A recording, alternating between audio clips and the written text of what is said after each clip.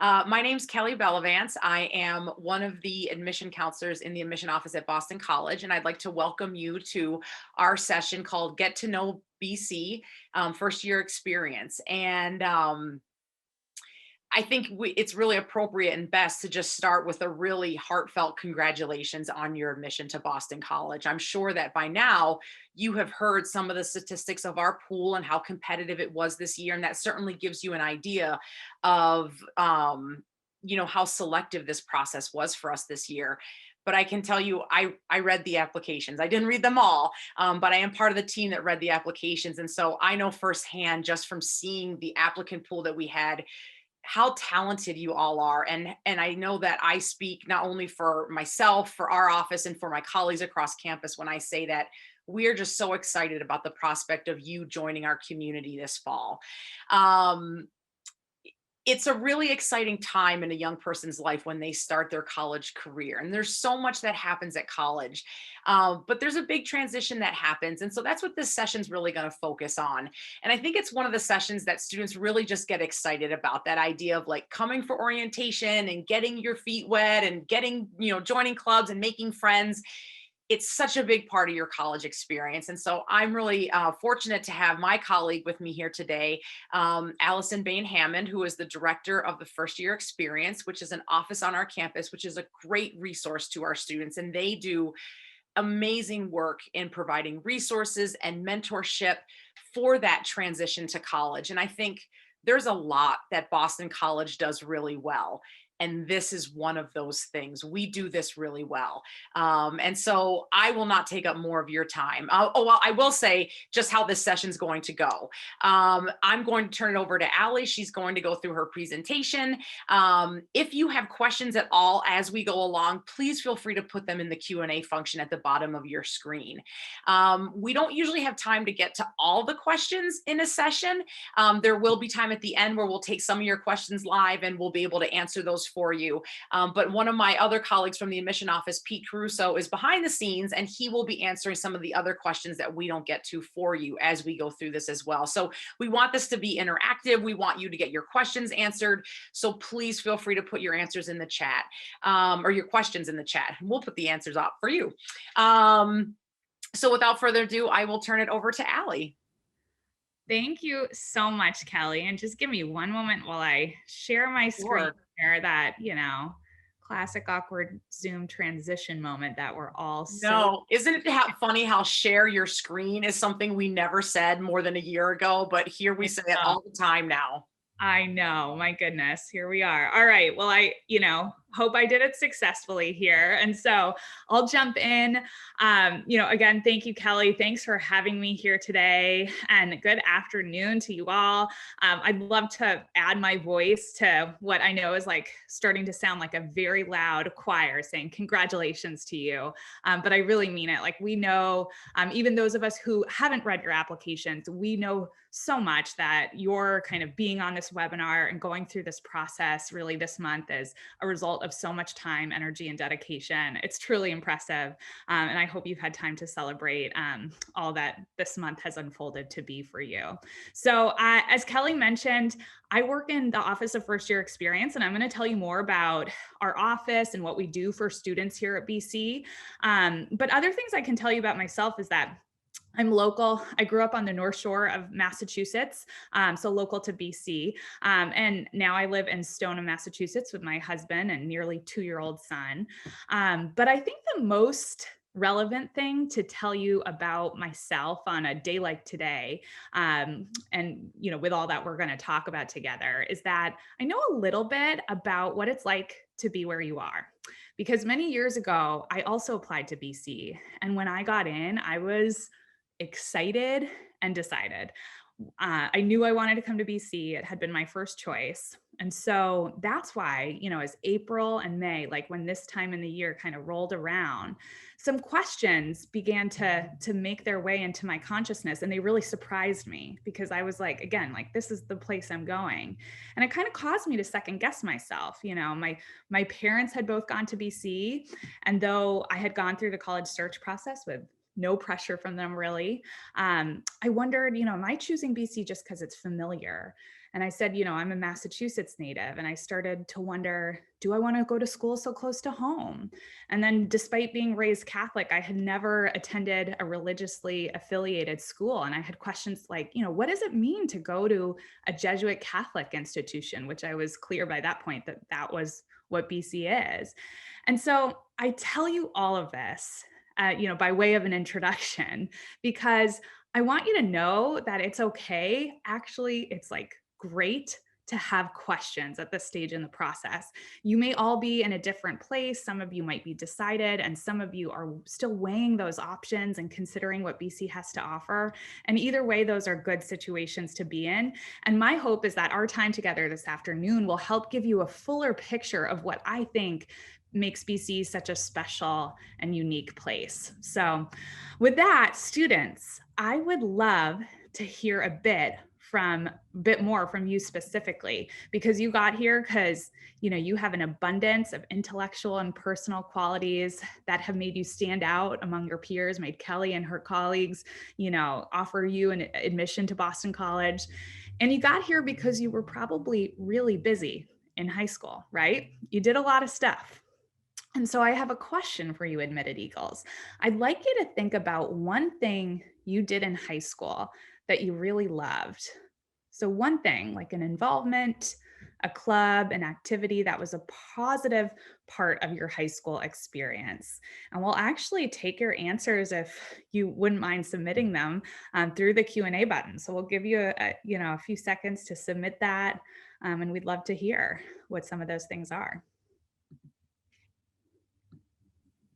I have to say, this is making me think back to my high school career, which was a long time ago, but it's fun to think about the things that I did that, were really meaningful to me. So I won't put my answers in there, but this is fun to think about. I want to hear, Kelly. Well, it's good. We've got some other answers coming through, quite a few. I'm not going to be able to highlight all of them, but everything from volunteering, including working with children and tutoring them, ballet. I second that. I was a big dancer in high school and was able to continue that passion at BC.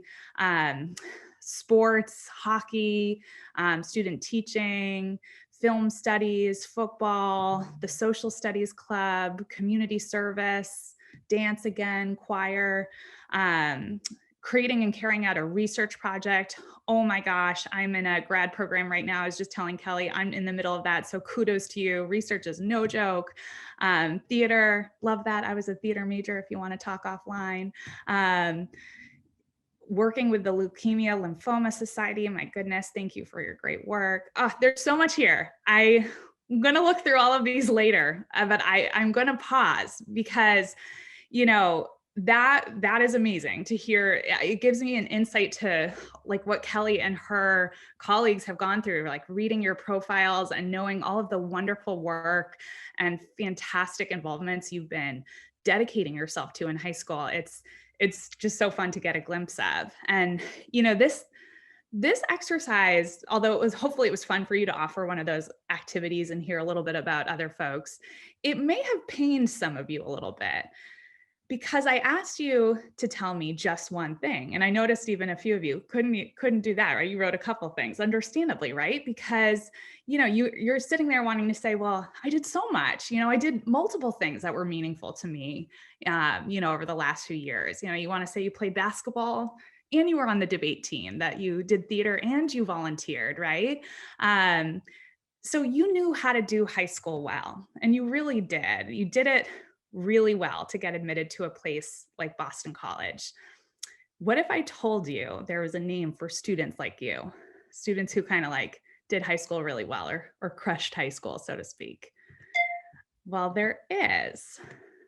And it was coined by New York Times columnist David Brooks. And it's called the Organization Kid.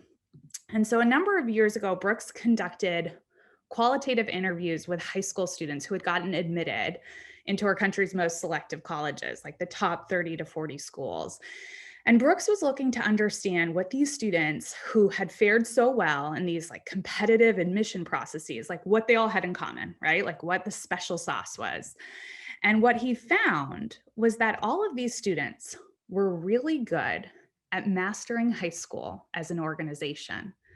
They jumped through hoops and checked off boxes to ensure that they had success in all arenas of high school, socially, academically, with co-curriculars. But he found that for organization kids, this success was perhaps too often driven by external influences, right? By a sense of like what they ought to do to be successful, perhaps informed by like culture at large or family friends or different pressures coming their way. And so why I'm saying this all to you, because this is what really interests me as someone who works in the college context, is that Brooks also found that organization kids also bring these habits to college with them. They try to crack the code of college by looking around when they get to campus and kind of determining what successful college students do. And they do those things. They do all of those things. And so, on any given day, a college schedule for an organization kid at BC may look something like this. Crew practice at dawn, final edits on a paper, classes in the morning, resident advisor duty, lunch, attend office hours, classes in the afternoon, service in downtown Boston, chemistry lab, dinner, resume review at the Career Center, a cappella practice, a quick workout at the Canal Recreation Center, study group in the Cheverus Lounge, a few hours of sleep just to wake up and do it all again. So why am I telling you this, right? Other than to overwhelm you, which I assure you is not the goal here. I'm telling you this because I think that if you take this organization kid approach to your college experience, whether you wind up at BC or somewhere else, it's quite possible that you could end up with many days that look a lot like this, not because these experiences are a reflection of like who you are and how you really want to spend your time, but because you may be so accustomed and frankly so good at kind of checking off the boxes and so good at jumping through those hoops. And I think a lot of entering first year students come to BC with the mistaken impression that doing more means you're doing college right. And I don't think that's always the case. In the Jesuit tradition here at BC that we embrace, there's a word and a concept called the Magus. And if any of you have taken Latin, you might recognize the word. It means more. And this idea of the Magus, of more, is a central idea in Jesuit circles and pedagogy. And at BC, we really use the Magus as kind of a call not to do more, but really to be more. So the questions that this kind of incites are things like, how can you be more authentic? How can you be more loving? And how can you be more of a man or a woman for others? And these questions for me really represent our philosophy of student formation here at BC. If you've been doing your research on BC, you may have come across this phrase. So, what is student formation? Well, it's essentially a philosophy of student development. In other words, it's how the college experience is kind of designed to shape you into more, there's that word again, of who you are, and to allow you to kind of grow and to flourish in ways that feel good and right to you. And so, I've worked at a number of different like Boston area institutions, and I can tell you every college kind of, makes an attempt at student development, right? They all try to form its students, but this process of student formation looks different at different institutions. Some colleges do it more implicitly, and some are really explicit about their goals. And at BC, student formation is a very explicit and intentional part of your educational experience by design. BC conceptualizes student formation as having three kind of interconnected dimensions: an intellectual dimension, so your academics and related activities; a social dimension, so your friends, your co-curriculars, all that; and a spiritual dimension, which you might think about as kind of like that introspective, reflective dimension of your college experience. And our hope is that as you go through your time at BC, that these three dimensions begin to feel more integrated, and that you kind of experience your own life like holistically. And here at BC, we have a lot of different programs and opportunities that are designed to foster this integration of the social, intellectual, and spiritual parts of your life. And some of them are actually exclusively for first-year students. And so those are the ones that I'm going to highlight for you next today. Here we go. So our philosophy in the Office of First Year Experience is that in any experience, the beginning is very important. And all of these programs that you see listed here were designed to kind of help ease the transition to BC for first year students. In one way or another, they all have the goal of helping you get to know BC, your classmates, and yourself a little bit better. And so those programs that I'm going to talk about next are orientation, 48 hours, and a collection of mentorship programs. So let's start with orientation, because we know there are always so much excitement, as Kelly mentioned, about orientation, and also many questions for good reason, especially in a year like this one. So this is kind of a dense slide, but I'm going to spend a few minutes here and walk you through it all. So last year, in about a period of 6 weeks, our team in first year experience worked around the clock to tailor our summer orientation program to allow everyone to stay safe and stay home for the reasons we all know, until the entering class moved in August into their housing assignments. This year, our Orientation 2021 model will be offered kind of in a similar format. Specifically, it will be a combination of virtual and on-campus experiences that will help you imagine and plan and prepare for your 4 years on the Heights, all while connecting you to mentors and classmates. So let's break down kind of what that means and really what awaits you all when it comes to your orientation experience. So starting with May, orientation registration is made available to you through your admitted student portal as soon as you confirm your attendance to Boston College. So many of you may have already registered for orientation, which is great. It's due on May 1st, kind of that same day as confirming your enrollment. It is kind of required. So when you register, what you're actually doing is selecting a day of the week and a time slot during which you'll commit to meeting with your orientation group virtually for 4 weeks in June. And these day and time slots do have capacities, so we recommend registering as soon as you're able to so that you can choose from the full array of options. They're all on Sundays or Mondays, and they're all listed in Eastern Standard Time, which is something very important to note in case you are not, on the Eastern Seaboard.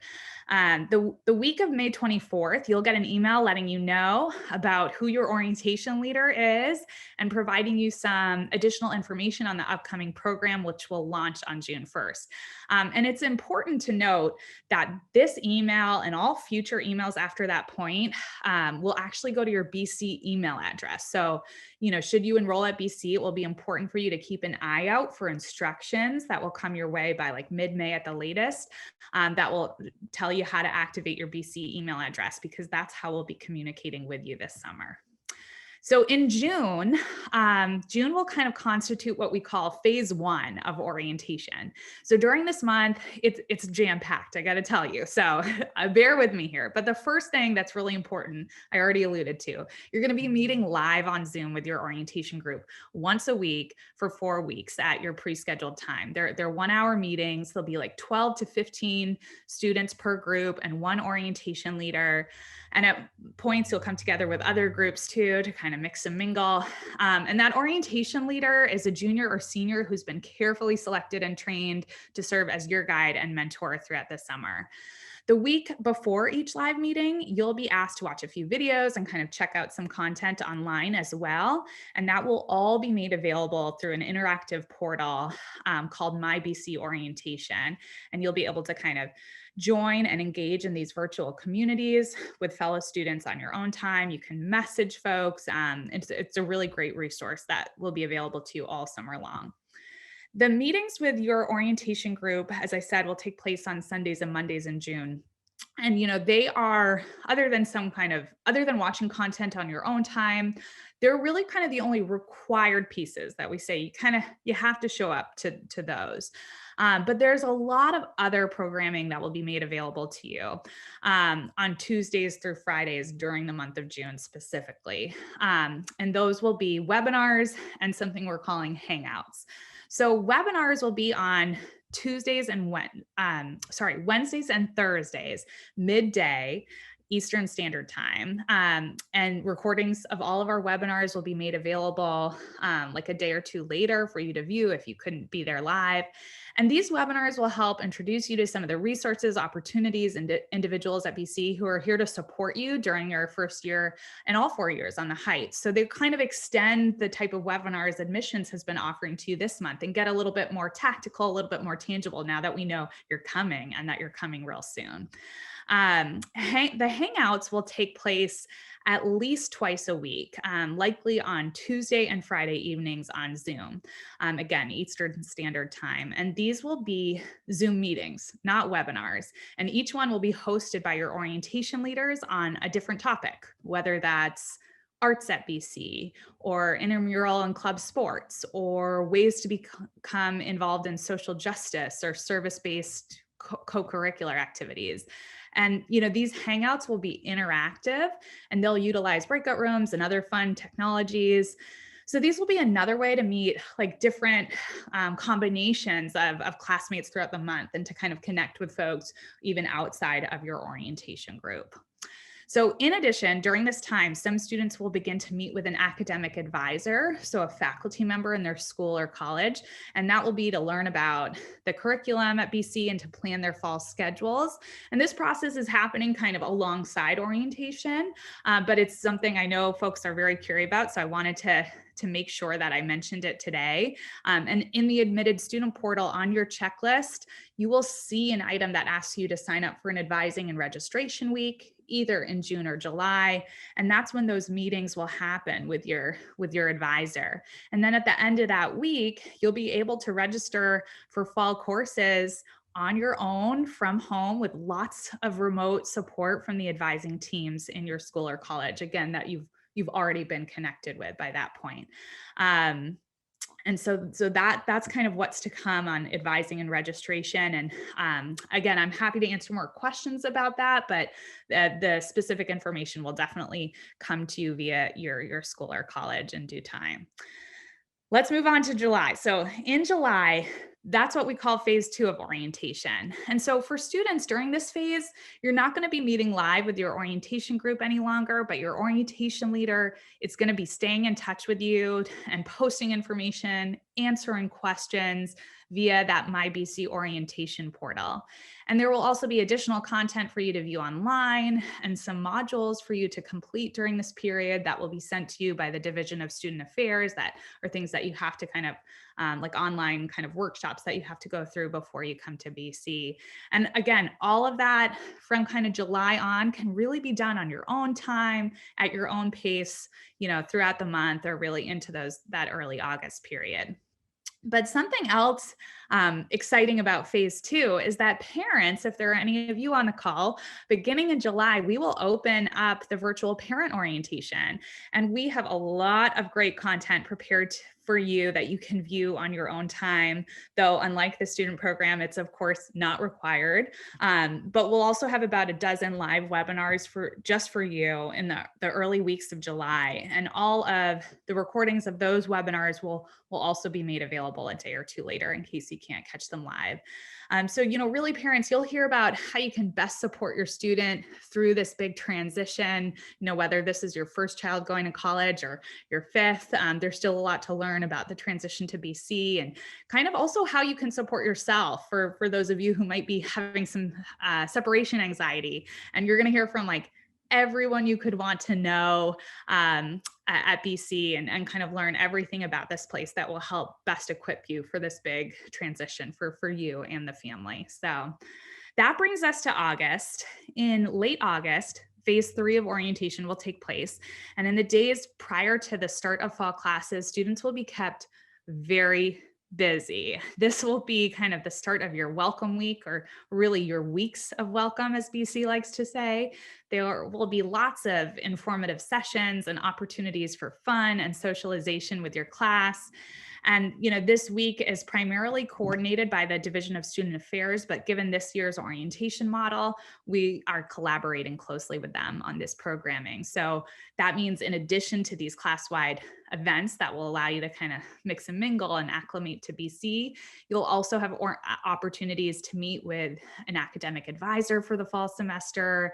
You'll get to meet your orientation leader and your orientation group in person and through a number of different programs as well. So lots to look forward to there. And parents, it's our hope to have some limited on-campus programming for you on your students' move-in day as well. The plans for which, we'll share as they're finalized this summer. There's some things that are a little bit still up in the air in terms of event capacities and all that, but that's our hope to be able to provide on that day, just for probably maybe like 2 to 3 hours, something like that. So that's orientation for this summer. We hope you're excited. I know that was a lot of information, but we're really excited to help you through the transition through the orientation program. So more briefly, I'd like to highlight another program, and that's the 48 Hours program. So 48 Hours is a weekend experience for first-year students that takes them away from BC's campus for reflection, connection, and fun. We put students on a bus and take them to Cape Cod for the weekend to get some fresh air and fresh perspective as they meet new people and examine kind of what's been going on in their lives at BC. Over 600 students went on 48 Hours in the previous academic year, and we're going to have 4 weekends this academic year where this retreat will take place, and registration will actually open this summer, and you will certainly hear about that.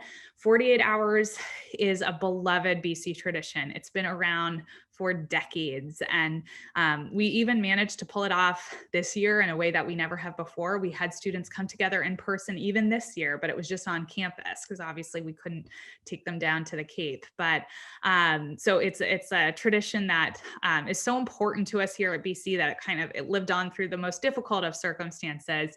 And I certainly encourage you not to miss out in the next academic year. Finally, I want to highlight quickly 3 mentorship programs run by our office, First Year Experience, and an office that we kind of refer to as our sister office, the Center for Student Formation. Each of these programs are designed for different populations of students. One is for AHANA students, a term used to refer to students of color on BC's campus, and that's the Compass Mentoring Program. One is for women, that's Ascend, and one is for men, Freshman League. And each of these programs lasts 1 semester. So the commitment is really just for either the fall or the spring. Compass takes place in the fall semester. Freshman League and Ascend take place in the spring semester. They are highly popular programs that give students a chance to meet weekly in small groups, about 8 first-year students and 2 junior or senior leaders, kind of to hang out, have good conversation, and make meaning of their BC experience kind of in a tightly knit community. They're fantastic programs, so I encourage you to check them out more online and kind of listen up when you're receive more information about them through orientation and into the first weeks of the semester. So that is most of what I wanted to tell you today. My contact information is here along with our social media information, our Instagram and Facebook for BC First Year Experience. I highly suggest you follow us. We're highlighting our orientation leaders on there soon, among kind of other tidbits around orientation. So it's a great kind of, passive way to just get some good information from us. And we continue to post a lot of helpful things throughout the year. And as we get ready to transition to questions, I would just like to leave you with a final thought. I've spent a lot of time at BC over the last 2 decades or so between my own education here and my work as an employee. And I am confident that my colleagues in admission have told you that this year's admission process was so selective, which means, as we talked about, getting into a place like BC makes you a very thin slice of a very thin slice of the world's population, really. And there are a lot of people who would trade places with you in a second. And some of them you may know, they may be your classmates, but some of them you may never meet. And at BC, we believe your education is for them, for those who are not lucky enough to really be in your shoes today and to be faced with the decision that you are facing. Those who, won't ever have the opportunity to sit in a classroom in Chestnut Hill or in any college classroom for that matter, because they were not afforded the resources, opportunities, or mentors that perhaps you were to get where you are today. And at BC, we educate you so that you can go set the world aflame and make it a more just and loving place for all those people who do not have the good fortune to be here. And really, for me and for so many of us at BC, like, that's what a BC education is all about. You can hear me getting a little choked up. I always, as many times have I said this, it just always happens because we really believe this stuff. And if you choose to attend BC, like, that's what this institution will ask of you, to make the world a better place. And I think that's what makes us a bit different. So thank you so much for your time and attention. Again, my heartfelt congratulations. And I will open it up to Kelly to kind of facilitate questions.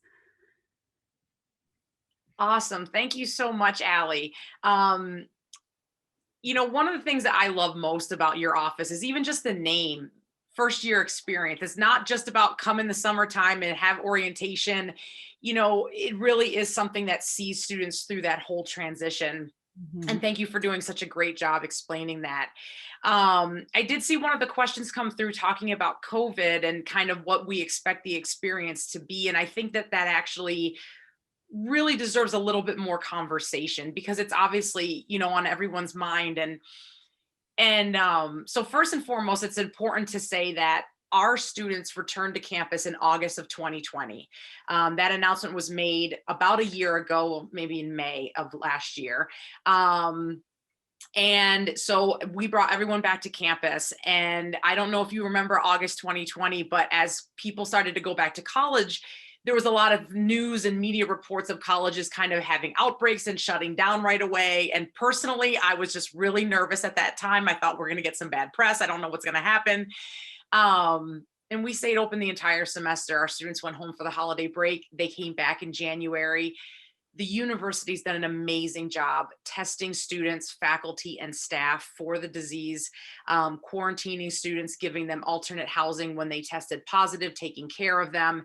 The students, the faculty, the staff has done an absolutely amazing job taking the appropriate safety precautions on campus to be as interactive as possible in a time when it was really hard to do that. So as we sent out admission decisions this year back in March, in the admission office, we were just kind of like, oh yeah, we're going to be on campus this fall because like we knew we had already done it, and people started asking. We weren't really even promoting it because we had kind of forgotten that this was a question that people will have, very stupidly on our part.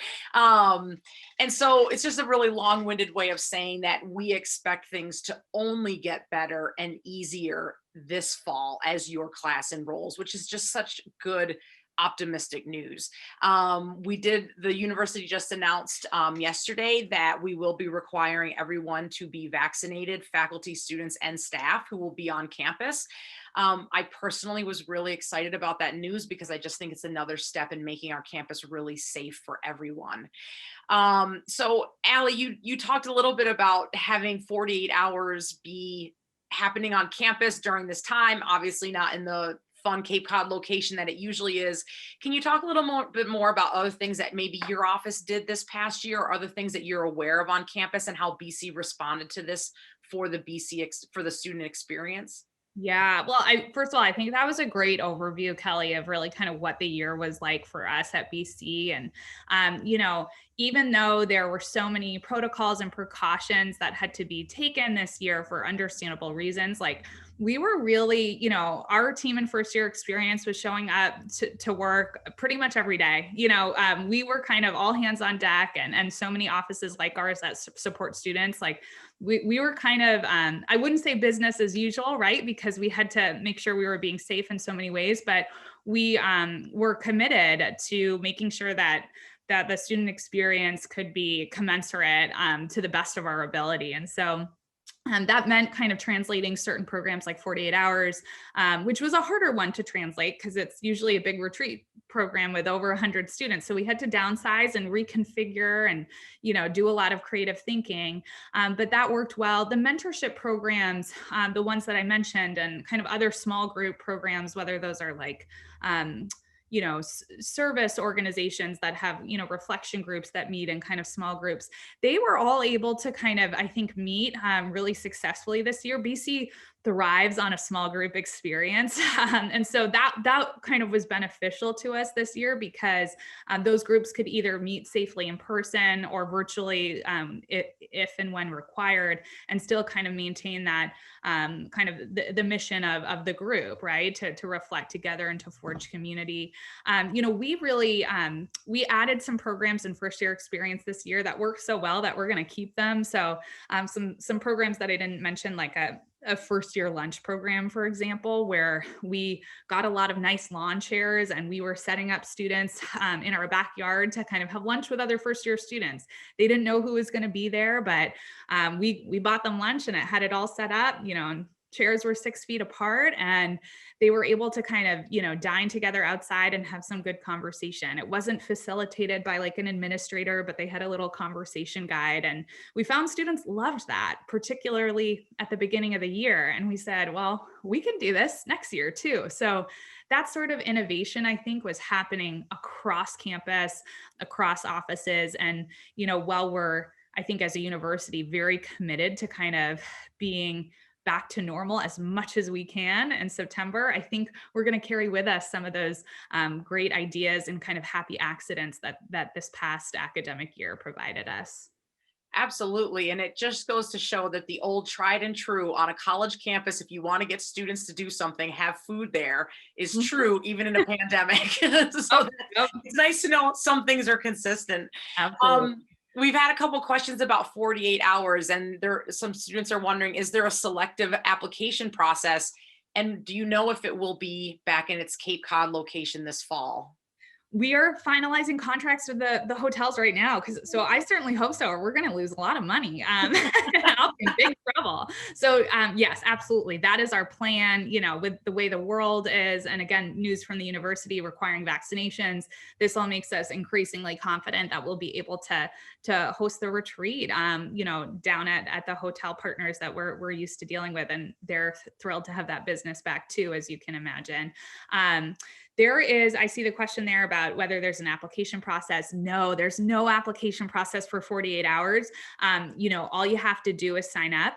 There is a fee associated, but there's also scholarship aid available that all you have to do on your application is really kind of indicate that you would need resources to cover that fee. And we work with the Montserrat office here on campus, which helps support students who need financial resources. And we make sure that, that cost is never an issue and never has been in terms of someone going on the retreat. So the retreats do fill up. Those weekends kind of get full. So while there's no application process, if you wait too long, you can miss out on the opportunity. So I would just say, in September, kind of put it on your to-do list to make sure you reserve your seat for sure.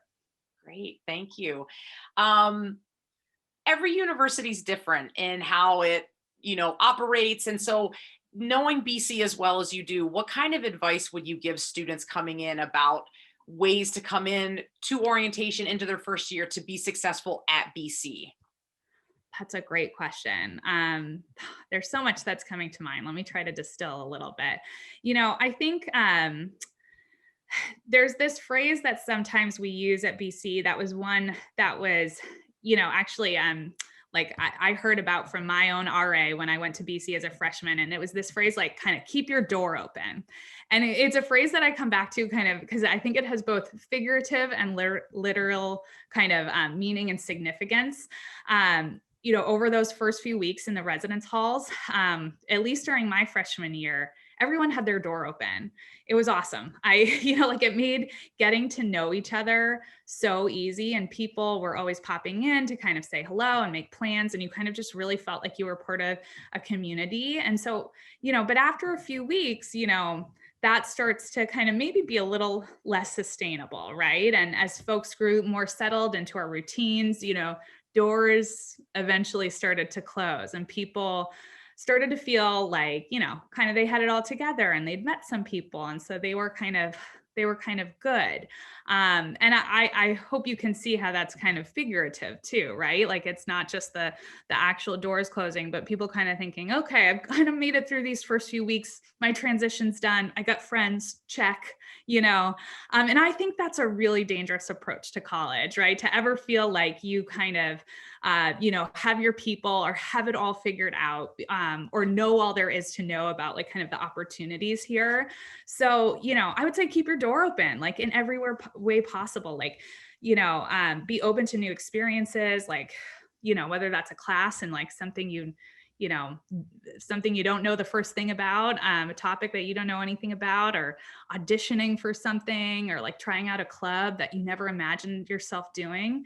But like mostly really staying open to people, like, when you made a few friends, don't close yourself off to others because you think, you've got your roommates for next year all figured out by September 15th. Stay open, stay interested in other people, because the relationships you will cultivate while you're at BC will be by far the most important piece of your education. And I mean that truly, despite the incredible things that will go on for you in courses and classrooms, you're going to spend the most time with people, with your peers and friends. So, collect as many of them as you can and invest in those relationships. So that would be my biggest piece of advice. Such good advice. And as you were talking, I was just thinking about some of the things that I've learned in my time at BC about the BC experience. I didn't go to Boston College like you did, so I learned a lot in my time here from our students. And Mhm. I think one of the things that's important for incoming students to know is how they don't need to figure everything out their first semester at BC. Like BC is really a journey that they go on in their 4 years, and that, you're going to learn about different opportunities in your sophomore year and your junior year. And there's opportunities to join those things. I think so often they feel like freshman year, now I'm here. I need to make my friends I'm going to have for the rest of my life. I need to figure out everything I want to be involved in, or I somehow missed the boat. And that's just not the experience at BC. So it's great to come in and get involved. But to also know that like it's a journey that you're going to go on. And I think 48 hours probably helps with that a lot. And Mhm. as someone who didn't go to BC, when I learned about 48 hours, when I hear our students talk about it, I'm always like, I would have benefited from that so much when I was a college freshman. It's something every school should do, in my opinion. So it is an absolutely amazing resource for students. It is. Yeah, I completely agree. One of my most shameful admissions is I was one of those freshmen who kind of like thought I didn't need 48 hours, right? Like it was like, oh, things are going well in these first few months, I'm not going to sign up. By the time I kind of was like, oh, that sounds like a few people I know are having a great time on that weekend that they just went on. Maybe I'll sign up for one in the spring semester. They were all full. And, lo and behold, everybody has their own journey, as you said. And for me, my freshman year got tough, at the start of my spring semester at a time when I could have so used 48 hours. And, I got wise quick. By the time I was an upperclassman, I was a leader on the retreat and, doing anything I could to make sure students went. But it's a wonderful opportunity. Yeah, I can't speak highly enough about it, clearly. Great. Let's switch gears a little bit and talk about orientation. And, some of Mhm. the questions we always get at the admission office are, you know, are there classes I'll be able to take? Like, how hard is it to register for classes? Can you talk a little bit about that experience for students? Yeah, I'm happy to. So there's always a lot of anxiety about the course advising and registration process. And like that's natural, as you're saying, right? Like there's, it's this is a new juncture, right? Like in high school, like it was probably a lot more predictable, the classes you would take the following year. And maybe there were some electives that you would kind of, have to kind of get into or have some choice about, but you kind of knew what your academic trajectory was going to look like, by and large. College is so different. There's so much choice. And, when you have opportunities, as you will this summer, to kind of look through the course information and schedule, you're going to be overwhelmed at first because you're going to be like, how do I choose? And that's why we have such a robust advising kind of system here. And it's so individualized, even virtually, for students to kind of really have conversation about what their interests are and, kind of where they want to kind of start at BC. And so, the great thing is that like in that week time this summer, in that you're advising registration week, like you're going to leave that week by the end of the day, Friday, with a class schedule. You're going to have the 15 credits you need. But the most important thing to remember is that it doesn't have to be set in stone. Like if there's something about that schedule that you're like unsure about, whether that's kind of like technically, if you're like, I don't know if I'm this level in Spanish or that level yet, there's time to figure that out, and there's time to move your classes. If there's something on there that you're just like, I'm not excited about that class, I think I want to change that, like you're going to be able to. You just might have to be a little patient as seats and classes open up, and as there's time to kind of, make those changes both over the summer. And then even once you get to BC has, what we call a drop add period. So for those first 10 days of every semester, students can change their classes and kind of, it's not a shopping period like some institutions have. They're a little bit different technically, but basically it's kind of like a period where, you can change like without repercussion, and students do all the time. And so there's like a kind of a trickle effect that kind of happens during those days where, seats and classes open up and lots of movement happens. So I think that's so important to remember, and to not worry if the schedule you end with, that week in June and July isn't what you had imagined. But also, as I said, to be open, right? And to remember that like, you don't know everything about these classes yet. And it's good to take a class sometimes that you think like, this isn't what I would have chosen, but let's see what happens here. So that's kind of a little bit about advising and registration. The process itself is a little bit different depending on what school or college you're enrolled in. And, the number of kind of predictable classes might be different for someone who's studying nursing than someone who's in the Morrissey College and who might be exploring different majors and could go so many different kind of directions with majors. But that's, I guess, some thoughts on the process. So Yeah. As you were talking about the drop add period, I work with a lot of the transfer students, and I've had like, we always talk about it at BC, just like you did, like you can drop add classes. And I remember one time this transfer student who came from another institution said, is that really true? Because where I go, they say that, and you really can't change your schedule. And it so took me aback because I was like, absolutely, we can. Like, it's very possible at BC, and students definitely change their mind all the time. And it's nice to know that what you register for in June, if come September, you change your mind, you can have some flexibility. I think that's really good.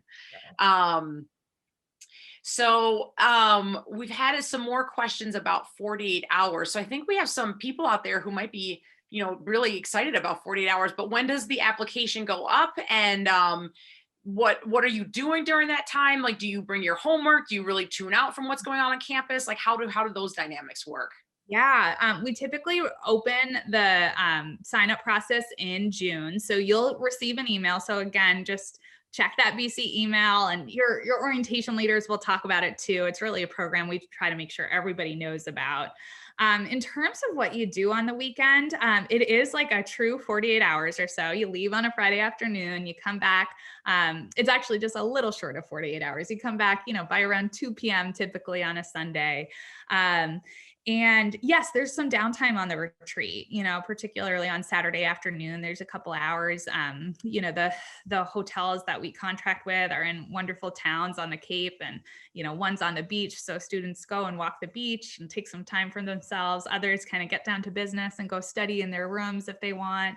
But most are pacified by the fact that, they can plan for this weekend, get some work done ahead of time, and know that they'll be back to campus by, mid-Sunday afternoon to kind of catch up on on work for the week as well. But in terms of like the content of the retreat and kind of the curriculum of the retreat, I don't want to give too much away, but it is a retreat like designed around transition. Like it's for first year students, and it's only open to first year students. And it's, we utilize small groups, we do a lot together, but it also relies heavily on kind of the wisdom of those junior and senior mentors. And there's a lot of story sharing about, they get really vulnerable and kind of tell you the real deal of like, how their freshman year went. And that's actually something that's true of pretty much all of our programs in FYE, and so many programs across the university, is kind of leveraging the wisdom of students, right? You can listen to me kind of tell you about way back when in college, but I'm a little removed from the experience. And we know that like the most important thing for students to hear is the experience of other students, and perhaps those who made like, who may have gone just a little bit before them, so that they can leverage that wisdom and kind of, that idea that like, if I knew then what I know now sort of thing is something we try to pass down. So that's a little bit more about 48 hours. I'm thrilled that there's so much like interest, not surprised, but that's good. So Yeah. stay interested. We'll see you Yeah. on the retreat for sure. Tell us a little bit more about how students become the upperclassmen leaders in the retreat. Yeah. So there's for most of our leader positions, those do have application processes, and they're kind of different for every program, but they're personalized. Like we actually like kind of sit down with every student leader in an interview kind of context to talk to them about why they want to do the role, and what they think they can bring to the position. And that's, I think, true of a lot of different leadership positions at the university. There's so many.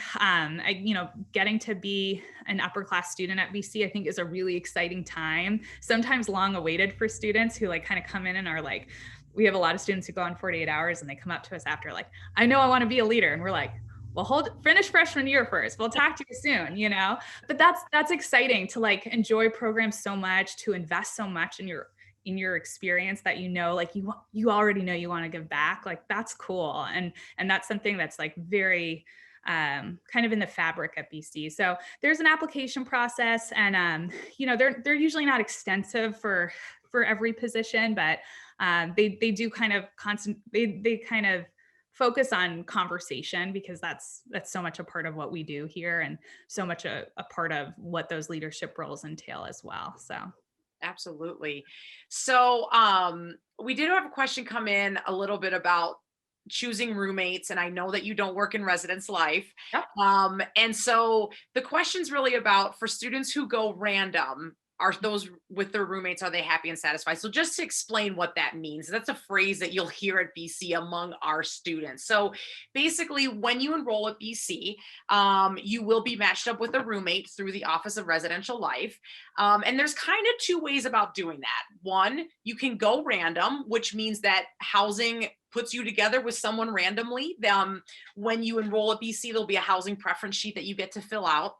The Office of Residence Life encourages students that you fill that out honestly, because they are trying to match you up with a good, compatible roommate, not necessarily your best friend. So you can go random. Or if you meet someone through your orientation program, or you meet someone through the Accepted Student Facebook group, or someone from home, if the two of you request each other, you can choose your roommate. So, Ali, in your experience as a student in knowing students, talk a little bit about the success of those processes and what you know of them. Yeah, I'm definitely not like the sole authority on this topic, but as you said, like I do talk to a lot of students about their roommate situations as the year goes on. That's always something that kind of tends to come up, right? Because for a lot of students, they haven't ever shared a room before. So there's a lot to learn, whether you love your roommate and your best friends, or you're going through some challenges as you kind of learn how to live together and how to communicate around, important things that come up when you live with another person in the same room. So, in terms of the going random versus selecting kind of a roommate, It's tough. There can be a lot of buzz sometimes in the summer on the Facebook group for the class or other places that, people are kind of looking for a roommate. And that they're looking to kind of, what I think it is they're looking to take that variable of uncertainty and kind of check it off the list, right? Because it gives you a sense, I would say sometimes a false sense, but a sense of security, right? If I know who that person is, if I've done a little bit of homework about them, at least I know, especially in this time, we're all living in so much uncertainty, right? It makes you think, okay, then I know that this is going to be okay, right? And for some students, you need that, and that's understandable. And for some students it's not false, right? Like they feel like they know who their roommate is. Turns out that, like, that's who they are, and the situation works well, whether or not, again, like, that they're best friends or they just live well together. But um sometimes, social media is only shows us kind of a sliver of folks, right? And we have to kind of create the rest of that kind of image of someone in our heads. And certainly, you know getting along with someone virtually, messaging with them is just so different than living with them. And so a lot of times the students I end up talking to during the year are the ones who came in with really high expectations about what it would be to live with this person whom they selected before. And when it turns out to be a bit different than that, and kind of trying to reconcile that and work through issues. Students who go random, obviously sometimes that works out great, and sometimes there are those same issues. So I think overall, like, I would just say, don't feel the pressure that you have to find someone, but more so think about, like, what is in your control as you start this relationship with your roommate. Whenever you find out who they are, like, what do you need to communicate about who you are that may have not been on that form? And, like, what are the things you want to talk about, and how do you want to be as a roommate to help start this relationship off on the best foot? Because it can be a really valuable one, but it's not your only one regardless. So whether your relationship with your roommate is perfect or something that you're working on throughout the year, it's not the only relationship. So Absolutely. Great insight there. Thank you. As sure. you were talking, I was thinking about all the conversations I've had with students over the years about their living situation, the first year experience there. Mhm. And it's so funny because I hear students say all the time, my first year roommate and I got along, but we weren't the best friends. We were good roommates. And so we then at the end of freshman year, we decided to each live with other people. I've heard people say, we were such good roommates. We aren't the best friends, but we stayed roommates because we were Yep. such compatible roommates. I've Yep. heard people say the person I met my freshman year, my roommate became my best friend and we've been roommates ever. Like, it Yep. just really runs the gamut. And, Mhm. especially for that first example, the idea of, we were compatible roommates, we weren't best friends, and we both went our separate ways. I think that's an important experience to hear about because it's so different than what we have in our heads about Mhm. that moment of walking into your room freshman year and meeting your roommate and how they're going to be the best friend for the rest of your lives. I think we put a lot of pressure on ourselves to have that moment. And it's certainly, I think, a lot better of an experience if you can take some of that pressure off. Knowing that it's going to work out no matter how it works out, to kind of give a colloquialism there. But Yeah. it's students just really run out the gamut there. Um so I want to be respectful of everyone's time. We're really coming up on the hour here. It is a Saturday, and obviously we want to be able to enjoy the rest of our weekend. Ali, I will say thank you so much for your expertise, for sharing all this information with us. As you were talking about orientation, I kept looking at phase 3 in August, the on-campus stuff, and I know everyone's going to be super excited for that. So thank you for your time. Um, to all of you students out there, if you think of more questions, if you're like me, you're going to think of questions as soon as the webinar ends. Please get in touch with your admission counselor in your portal. We're happy to help you with any questions that you have. If you do have questions for Ali, her contact information is on the FYE website as well. And I know that she's happy to help you guys too. So thanks to Ali. Thanks to my colleague Pete, who's behind the scenes. And thanks to all of you for joining us again. Congratulations. Enjoy the rest of your afternoon. Bye.